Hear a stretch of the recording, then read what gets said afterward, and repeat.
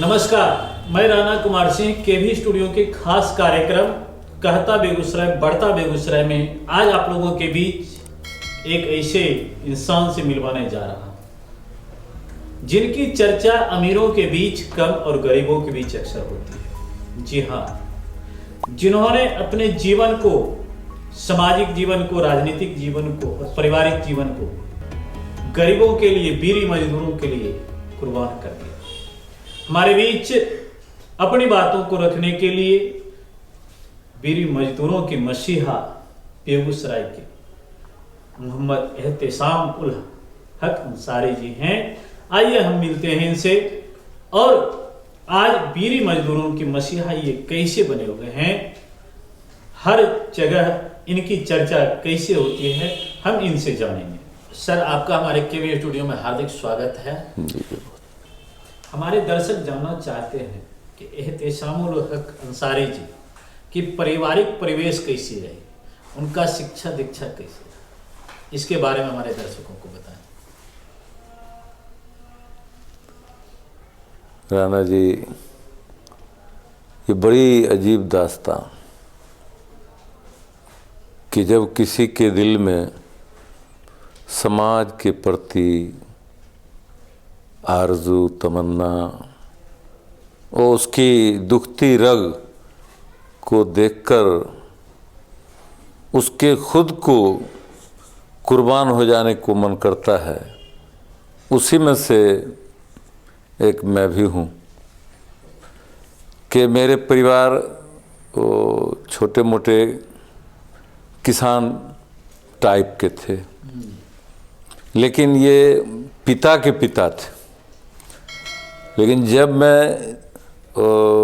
10-12 साल का ही था तो मेरे पिता के लेंस जो है वो छलनी हो गई थी।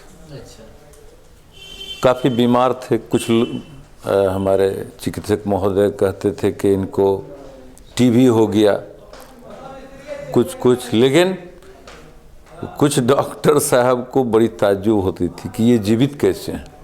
मैं उनका पुत्र हूँ कि उनका फेफड़ा पूरा छलनी था और फिर भी वो जीवित। आज मेरे अभिलाषा, मेरी ख्वाहिश, मेरे अरमान भी छलनी कर दिया लोगों ने। फिर भी मैं अपने समाज के प्रति जवाबदेह बनने की कोशिश किया और वो बीड़ी बनाते थे। जी, आपके पिताजी सईदुद्दीन मरहूम, वो मैंने देखा कि वो बीड़ी मजदूर है। जी। मैंने अपनी माता अकबरी खातून को भी देखा कि वो बीड़ी मजदूर है। शुरू में जहाँ कहीं रिश्तेदारी में जाते, सगे संबंधियों के यहाँ, वहाँ भी देखता मैं कि सभी बीड़ी बना रहे हैं। फिर हमने मन को टटोला कि क्या इन लोगों की बीड़ी बनाने का धंधा ये कैसा है। को लग रहा था कि खतरनाक किस्म की चीज़ जो जीवन शैली को और स्वास्थ्य को दोनों को हानिकारक करता है। मुझे भी लोगों ने बीड़ी का काम सिखाया।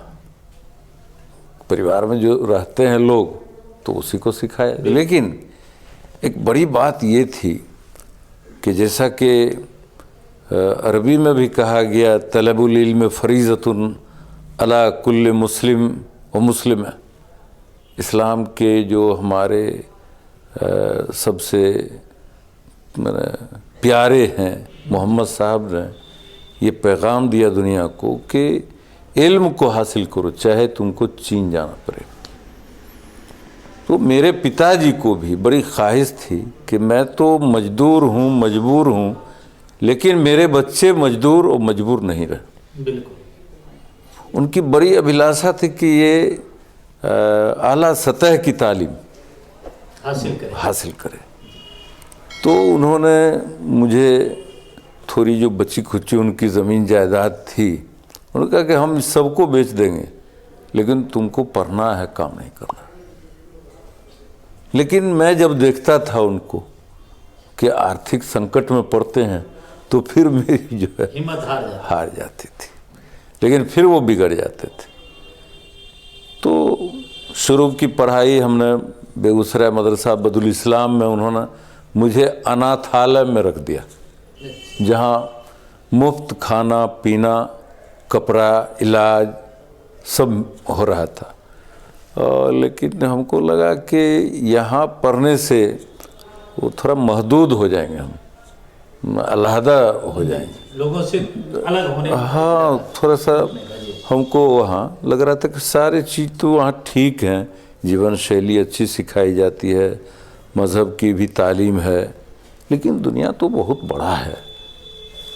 वो फिर मैंने हाई स्कूल, जेके हाई स्कूल में नामांकन लिया। फिर जेके हाई स्कूल जब गए तो उनकी हालत बहुत बिगड़ने लगी। फिर वहाँ से भी थोड़े दिन के लिए पढ़ाई छूट गई, मैं काम करना ही शुरू कर दिया।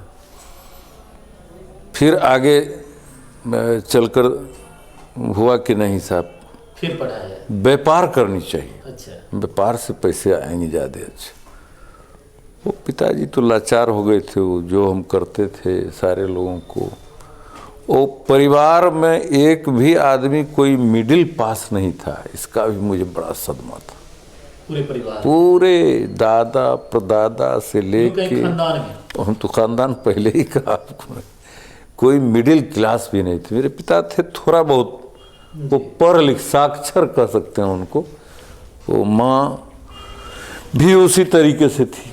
हालांकि ये लोग पहले ज़माने में माने जाते थे कि ज़मींदार के बच्चे थे, लेकिन ज़मींदारी ख़त्म हो गई, मुल्क आज़ाद हुआ और कई तरह की परेशानी हुई लोगों को, तो उसमें ये लोग लेबर क्लासेस हो गए थे। यानी ये कहिए कि हमने जो होश संभाला तो हम एक मजदूर परिवार में अपने आप को देखे। और बीड़ी मजदूरों से इतनी हमदर्दी हो गई कि बचपन में मैं उनको फैक्ट्री में, घर के पास ही फैक्ट्री थी, उन लोगों को देखते थे कि सुबह जो आते हैं तो फिर वो शाम तक यहीं रहते हैं, खा पी के ही एक के मर्तबा आते हैं, आसन जमा के बैठ। तो मैं उनको अपनी तरफ से चाय पिलाता था, अपने घर पे जाके मम्मी से कहता कि इन लोगों को चाय तो कम से कम पिलाई, दिन भर पानी लाता। फिर उनको देखता कि इनकी मजदूरी वाजिब नहीं मिल रही है, मासिक वेतन भुगतान नहीं हो रहा था, तो मैं उन लोगों से पूछता था, कहते क्या करें, हम लाचार हैं, ये लोग देते नहीं। हम कहा अरे सब एक ही जात एक ही धर्म के मानने वाले आप लोग हैं। और मजदूरों के बारे में जिनको आप मानते हैं मोहम्मद साहब को, तो उन्होंने कहा कि उसकी मजदूरी पसीना छूटने से पहले मजदूरों की मजदूरी दे देना चाहिए। लेकिन आप लोग लगता है कि कहीं मज़हब को अपना स्वार्थ जहाँ होता है वहाँ मान लेते हैं, और जहाँ दूसरे का अधिकार है वहाँ उसको लागू नहीं करते हैं। तो इससे विचलित रहते थे हम। फिर कुछ दिनों के बाद उन लोगों को हमने संगठित करना शुरू किया कि क्यों ऐसा करेंगे। यहाँ तक करते थे ये लोग कि अपने घर में गल्ला की, कपड़े की, हर चीज़ की उन्होंने अपना व्यापार भी कर लिया था। अब इनको तो कैश मजदूरी देते ही नहीं थे। यानी उस वक्त बड़ा मेरा एक नारा हुआ था कि पर्ची पर खर्ची, ये हमको स्वीकार नहीं। बहुत लड़ने के बाद इससे नहीं, मजदूरी कम देना, ऊपर से उसमें से भी नफा कमाना, ये इन लोगों की मंशा होती थी। लेकिन जब अधिकारियों के यहाँ श्रम संसाधन, जो अभी पहले था श्रम विभाग सीधे, अभी यह श्रम संसाधन विभाग, इनके अधिकारियों से जब मिलते थे तो बड़ा उदास हो जाते थे। इनके यहाँ जब किसी के खिलाफ आवेदन करते तो लगता था कि इस कानून का कोई मतलब नहीं है। अब सीधे लड़ाई करते हैं और क्या कहते हैं, हिंसक माने हो जाना, कानून के खिलाफ था। एक तरफ समाज के खिलाफ और दूसरी तरफ कानून के खिलाफ, दोनों तरफ से। और मेरे खिलाफ एक ऐसा मुहिम चला दिया मेरी समाज में कि साहब ये आदमी ऐसा है वैसा है, तो आंदोलन को रोकने का भी काम वो करते रहते थे। लेकिन हमको लग रहा था कि ये लोग आज न कल हारेगा और मेरी मजदूर जीतेंगे। कहीं यही तो आपके राजनीतिक जीवन में प्रवेश का कारण? यही प्रवेश का कारण बन गया। और मैं चूँकि उर्दू बचपन में पढ़ा था जी। और हिंदी भी, तो दोनों के अध्ययन होते रहते थे। एक शेर पर नज़र पड़ गई हमको अल्लामा इकबाल की जी। कि फलक को जिद है जहाँ बिजलियाँ गिराने की, और हमें भी जिद है वहीं आसियाँ बनाने की। क्या भेजा?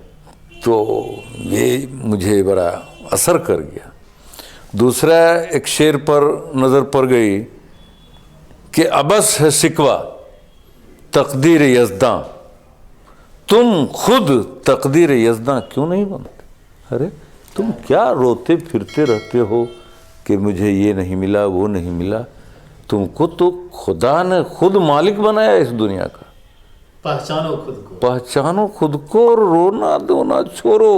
तुम खुद तकदीर यज़दां, तुम तकदीर का मालिक खुद बनो। यज़दां अर्थात खुदा। तुम खुदा मीन्स पावरफुल, सर्वशक्तिमान। तो सर्व नहीं हो, शक्तिमान हो, तो तुम खुद बनो। तो मुझे लगा कि चलो, पिताजी भी लेकिन मेरे सहयोगी हो गए। और हमने जब राजनीति में प्रवेश करना चाहा तो कई पार्टियां थी ज़िले में, लेकिन उस समय कांग्रेस सेवा दल के चीफ हुआ करते थे पूर्व प्रधानमंत्री स्वर्गीय राजीव गांधी जी। अच्छा। और मेरा उनके चेहरे को देख करके बड़ा अच्छा लगता था, बड़ा सुंदर लगता था उनके स्वभाव, उनके भाषण। और ऊपर से उनके साथ बिहार में ये राम नरेश सिंह थे, बेगूसराय के पूर्व जिला जज के साहबजादे और पिढौली तेघरा के रहने वाले। उनके स्वभाव भी बड़े अच्छे। उनसे प्रभावित होके मैंने कांग्रेस सेवा दल ज्वाइन किया। फिर उनकी NTC camp, national training camp में ट्रेनिंग लिए, वो भी बड़ा अच्छा लगा मुझे। कांग्रेस के ज़माने में ये ट्रेनिंग दी जाती थी कि बुद्धि से सचेत और शरीर से सबल और कार्यपालिका के साथ मिलकर गरीबों का काम करना। तो ये मुझे बड़ा तीनों फैक्टर लगा कि मेरे लिए ये गए। बहुत कांग्रेस में बहुत सम्मान मिला। एनटीसी कैंप के नेशनल ट्रेनिंग कैंप के हम ट्रेनर भी चुने गए। वो थोड़े ही दिन बाकी था कि राजीव गांधी के हाउस बॉडीगार्ड तक के लिए सिलेक्शन, चूँकि कुदरत ने एक बड़ी खूबी ये देखी, जमींदार ख़ानदान के थे, आ गई थी गरीबी, लेकिन हौसले में कोई कमी, हौसले उड़ान कमी नहीं थी। तो किसी को ये महसूस लेकिन नहीं होने देते थे हम कि अंदर मैं बिल्कुल खाली हूँ या घर में क्या परेशानी है। उसी बीच शादी ब्याह भी हो जाती है। गांव की एक बड़ी पढ़ी लिखी लड़की थी, बहुत जगह से रिश्ते आते थे, लेकिन मैं कहता था कि साहब मैं जिस ख्याल का आदमी हूँ, स्वभाव का, तो हम पूरे ज़िले में अपने गांव की पश्चिम मोहल्ला में एक लड़की थी महजबी परवीन, उसको देखते थे बड़ी शालीन है और बड़े ढंग से घर चलाने का हुनर, माँ बाप दोनों उसके बीमार, उसके भी, उसके बाद भी सारे भाई बहनों भाई भतीजा सबकी देख रेख। तो मैंने कहीं इसका इजहार कर दिया कि अगर वो लोग तैयार हो जाते, वो 40 साल पहले मैंने की थी शादी, वो उस समय कहीं कोई जहेज की बात करता तो बड़ा बुरा लगता, दिल मेरा एकदम दुखी हो जाता था कि क्या तरीका है यार, चूँकि लड़की लेना है आपको और फिर देना है लड़की वाले को ही सब कुछ। या घर में लोग बड़े पीने वाले सब थे, लेकिन उस वक्त शराब आम नहीं था। तारी पीने वाले मेरे घर के लोग थे सब, वो सभी भाई लड़ते थे। इसका भी बड़ा सदमा होता था। और पढ़ने जाए कि पहले इनका झगड़ा छुड़ावे। परिवार के लोगों को ये सदमा था कि साहब तो ख़ानदान का नाम बुरा दिया। बोले क्या हुआ? बोले ये तो पिता ही नहीं। मेरे पिताजी और मेरे चाचा वगैरह सब बैठ के इस पर अफसोस का इजहार करते थे। कि हमको लगता था कि नशा की चीज़ जो है वो बेहतर नहीं है। लेकिन बाद में वो लोग बहुत प्रसन्न हुए और खुद भी सबके सब पीना छोड़ दिए। कुछ लड़ाई झगड़ा भी कम हुआ। तब तो एक ये प्लस मैसेज गया, हौसला बढ़ता गया। और मेरे पिता के साथ मेरे चचा लोग भी मुझ पर वो बहुत भरोसा जताने लगे। एहतेशाम जी, वर्तमान में बिहार में बीड़ी मजदूरों की समस्या क्या क्या है? वर्तमान तो अब बीड़ी मजदूरों का लगभग हमने भी मेहनत किया और सरकार ने कुछ ऐसी चाल चली कि एक तरह से बीड़ी मजदूरी, अब बीड़ी का धंधा बहुत कमज़ोर पड़ गया। अभी यानी इसको ऐसे समझ सकते हैं कि अब 10% बचा। 90% जो है आबादी बीड़ी मजदूरों की अब ख़त्म हो गई, चूँकि दुनिया आधुनिक युग में प्रवेश कर गया। इनकी मजदूरी आज भी जान लीजिए कि दिन भर काम करने के एवज में मात्र 80 से 100 रुपया तक का अभी भी सरकार के और श्रम अधिनियम 1948 की जो अंतर्गत धारा है कि जिला प्रशासन बगैर लाइसेंस के कोई बीड़ी निर्माण का नियोजक बीड़ी नहीं बनवा सकता। लेकिन ज़िले में राजस्व का भी बड़ा नुकसान हो रहा है और यही कारण है कि वो उचित वाजिब मजदूरी भी इनको नहीं देते हैं। अब लगभग 98% ज़िले में महिला बीड़ी श्रमिक बच गई। मात्र 2% भी नहीं होगा ठीक से पुरुष। वो सभी दर्जी हो गए, टायर और दूसरे छोटे छोटे कामों में लग गए। सरकार के द्वारा कुछ सुविधा वगैरह दी जाती है, जिसे आपने कहा कि मात्र 80 रुपया 100 रुपया मजदूरी है। इसकी आमदनी पहले सुनिएगा राणा साहब तो ताजुब कीजिएगा। इसकी जो जंगल का पत्ता है तेंदुलेव, वो हीरे और जवाहरात और सोने से ज़्यादा कीमती। अभी मार्केट में अच्छे तेंदुलेव जिससे बीड़ी बनती है वो 200 रुपये केजी है। अगर ये सरकार का बीड़ी का फैक्ट्री इसको नहीं लावे तो जंगलों में आग लगानी पड़ेगी और उस पर बहुत भारी खर्चा आएगा। कहाँ से इतना पत्ता जमा हो जाएगा? उस पत्ते को सरकार बेचती है, उसकी आमदनी। फिर जो ये बीड़ी तैयार होती है उस पर 75% टैक्स गवर्नमेंट का। फिर ये विदेश में बिकती है तो 150% टैक्स। बिहार और भारत में जो 25 बीड़ी की एक बंडल होती है वो बिकती है 12 से 15 रुपया, ये बिहार और भारत में। और विदेशों में एक बंडल बीड़ी आपको क्लासिक और विल्स जो आईटीसी कंपनी की ये सिगरेट है, इससे भी ज़्यादा कीमती 25 बीड़ियाँ जर्मन, जापान और गल्फ कंट्रीज़ में 150 रुपये बंडल बिकती है। इसकी सारी जो शेष की राशि है वो भारत सरकार को मिलती है।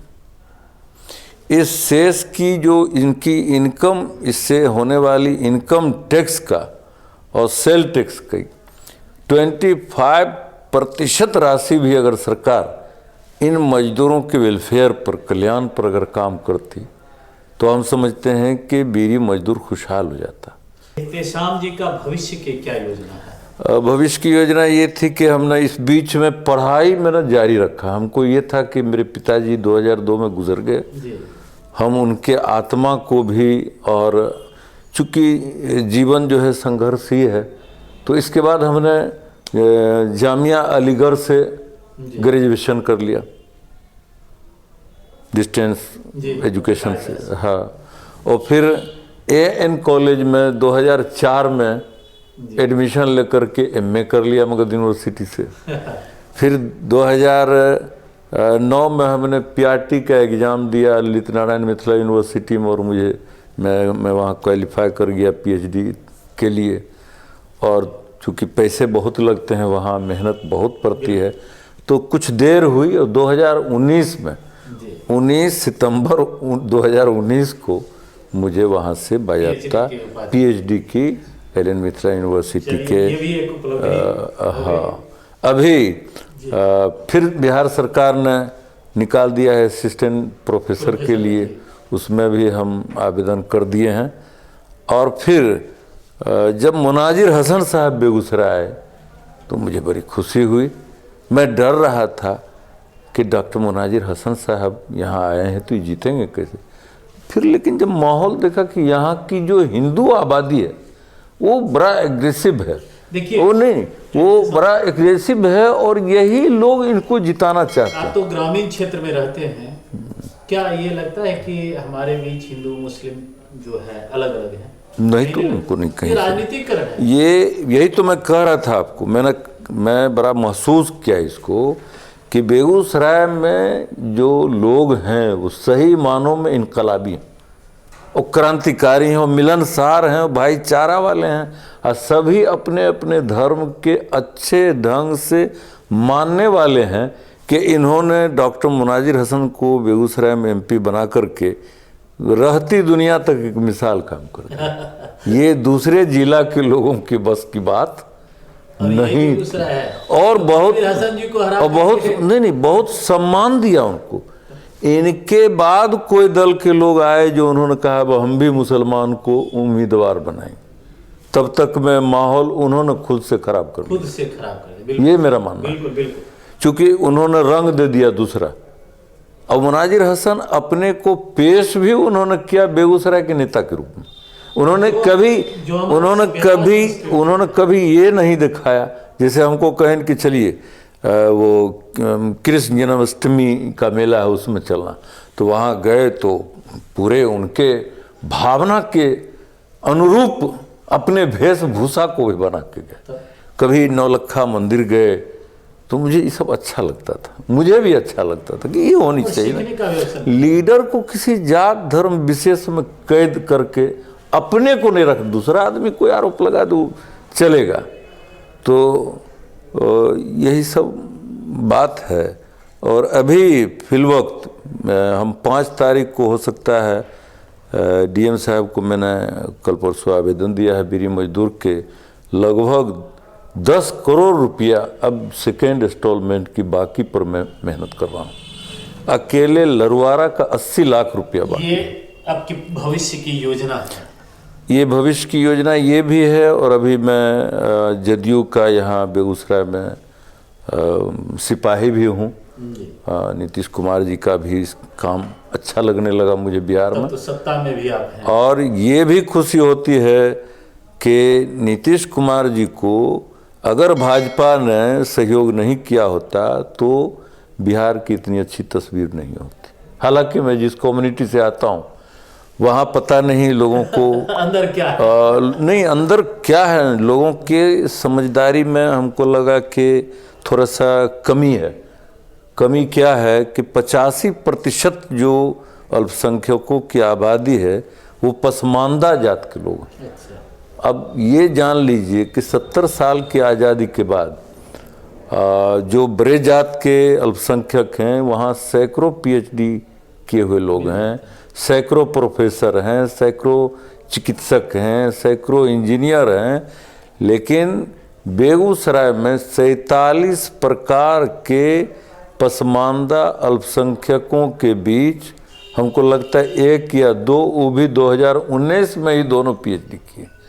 तो कितनी गिरावट है हमारी शिक्षा की और कितना आर्थिक संकट से ये लोग गुजर रहे हैं कि अब तक उनको जो है ये होश नहीं हो रहा। एहतेशाम जी, आज हमारे केवी स्टूडियो में आप आए। डॉक्टर रोशन कुमार सर का जो ये अभियान है कि हर क्षेत्र से आपके जैसे लोगों को लाना, संघर्ष की कहानी को लोगों के बीच रखना, उपलब्धियों की को रखना, इसके बारे में आप क्या कहेंगे? देखिए, एक तो होता है कि लोग अब चूंकि आपके स्टूडियो में आए इसलिए कुछ कह देंगे, अच्छा कह देंगे।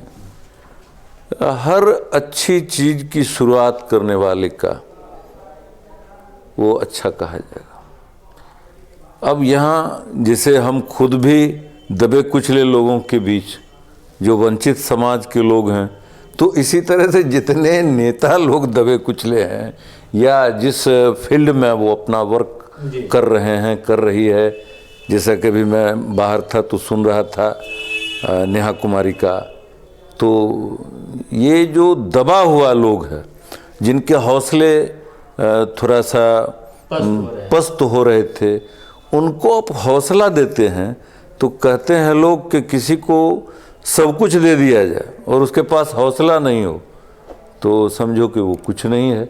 इसलिए हम आपके इस अभियान को यही जानते हैं कि जैसे कहते हैं लोग कि एक शिक्षक बेहतर तालीम दे करके कुछ बच्चे का भविष्य बनाते हैं, लेकिन माँ अपने सारे बच्चों की भविष्य पहले वहाँ से बना देती है।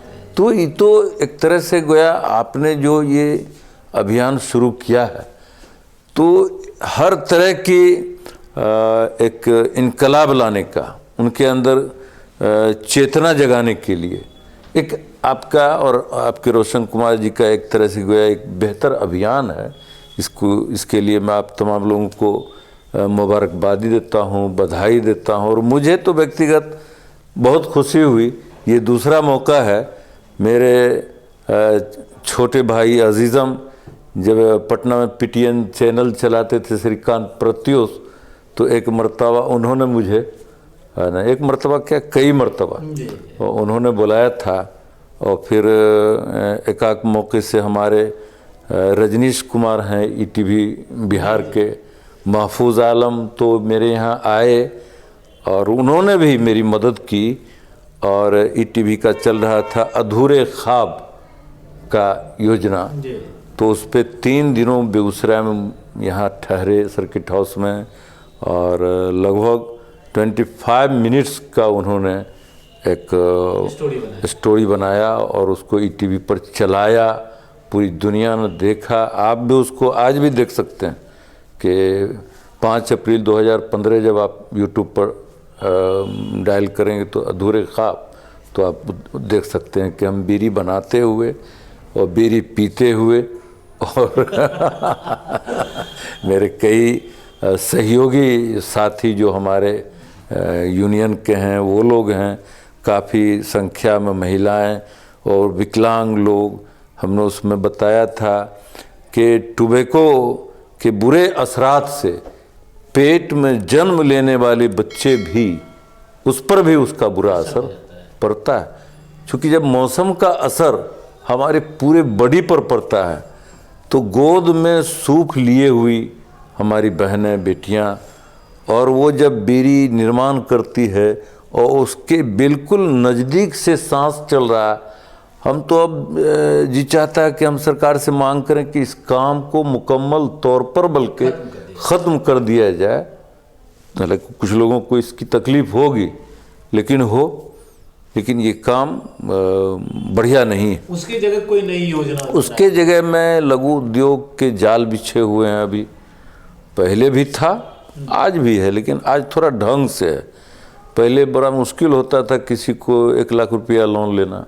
अभी हम देख रहे हैं अपनी बिरादरी के लोग बगैर गारंटी के अल्पसंख्यक वित्त निगम से 1 लाख रुपया उनको मिल रहा है। पहले था कि ज़मीन देखी जाएगी, रसीद देखी जाएगी और क्या क्या नहीं देखा जाएगा, घर गहने। दूसरी एक चीज़ बड़ी ख़राब देख रहे हैं, फंसता हुआ बिहार को। बढ़ता हुआ बिहार है लेकिन फंसता हुआ बिहार भी देख रहे हैं।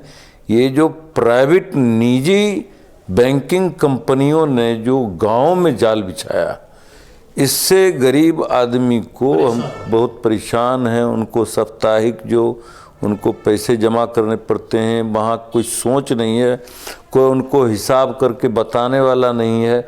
और मुझे लगता है कि उनको 10% की ब्याज का दर उससे भी अधिक वसूली जा रही है, जिससे बिहार का गांव खोखला होता जा रहा है। इस पर सरकार को नज़र रखनी चाहिए। दूसरी ये है कि बड़ी खराबी अब तक ये लगी कि सरकार ने जितने कल्याण विकास की योजनाएं बनाई, उसे सुझाव है, शिकायत नहीं कर सकता हूँ, सुझाव ये है कि जितना बनाया गया उतने तो प्रखंड और अंचल में अधिकारी भी, वर्कर भी उनके सरकारी नहीं है, सेवक भी, प्लस होना ये चाहिए था कि इनको प्रचार प्रसार करने के लिए मतलब जिला प्रशासन को कंटीजेंसी के खर्च से उनको अख्तियार दिया जाता या अलग से खर्च दिया जाता कि गांव में सरकारी टीम जा कर के और थोड़ा योजना को सरल किया जाता तो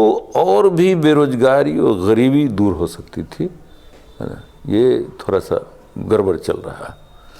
तो हम बहुत अच्छा लगा एहतसाम जी, आप हमारे केवी स्टूडियो को समय दिए और बहुत सारी जो निम्न स्तर की समस्याएं हैं जिससे अगर निजात पाया जाए तो हमारा समाज बहुत आगे बढ़ सकता है। अब देखिए ना, कल पर क्षेत्र में आते हैं उस क्षेत्र के बारे में भी बहुत सारी सलाह भी दिए, योजनाओं के बारे में आपने बताया, हर चीज कहाँ तक समस्या है इसकी भी चर्चा की है। हमने कल परसों भी लिखा है बिहार सरकार के आदरणीय मुखिया श्री नीतीश कुमार जी को कि आप भारत सरकार के तर्ज पर जो गरीबों के लिए विकास और कल्याण योजनाओं में शपथ पत्र लिए जाते हैं जिसमें 1500 रुपये खर्च आते हैं, उसको स्वयं शपथ पत्र किया जाए। चूँकि अभी मिला नहीं, घर के लोग की मृत्यु हो गई, अब उस मृत्यु की जो क्या कहते हैं कि वेलफेयर स्कीम को हासिल करने के लिए बेचारी चली विधवा, तब इनको 500 रुपये का खर्च भी आ रहा है, अभी मिलेगा। और थोड़ा जटिल आवेदन को सरल किया जाए। हालांकि पता नहीं जीत के गए हमारे आदरणीय सांसद विधायक जी, इन लोगों को इसका पता रहता है, पता नहीं समय नहीं मिल पाता होगा। हमारे जैसे आपके जैसे कार्यकर्ता जो होते हैं ये भी उनको इस तरह की जानकारी नहीं। हाँ, इसकी जानकारी कहाँ से रहेगा, प्रशिक्षण लेते नहीं। एक प्राइमरी स्कूल में पढ़ाने वाले के लिए प्रशिक्षित शिक्षक चाहिए, लेकिन विधानसभा और लोकसभा में जा रहे हैं, न तो वो राष्ट्रगान याद है, न तो झंडा कितना दूर मतलब बांधा जाएगा, कितने देर की राष्ट्रीय गान होंगी, कितने कैसे आप उसको करेंगे, इसकी जानकारी अगर पूछ लीजिए हम लोगों से तो नहीं बता पाएंगे लोग। बंडी कुर्ता पैजामा तो बड़ा लंबा चौड़ा रहता है। चलिए, बहुत अच्छा लगा सर आपसे बात करके, एक आशा के साथ कि पुनः गरीब मजदूर दबे कुचलों की आवाज़ बनकर एहतेसामुल हक हमारे केवी स्टूडियो में पुनः आएंगे। आप सर समय अरे क्या बात है।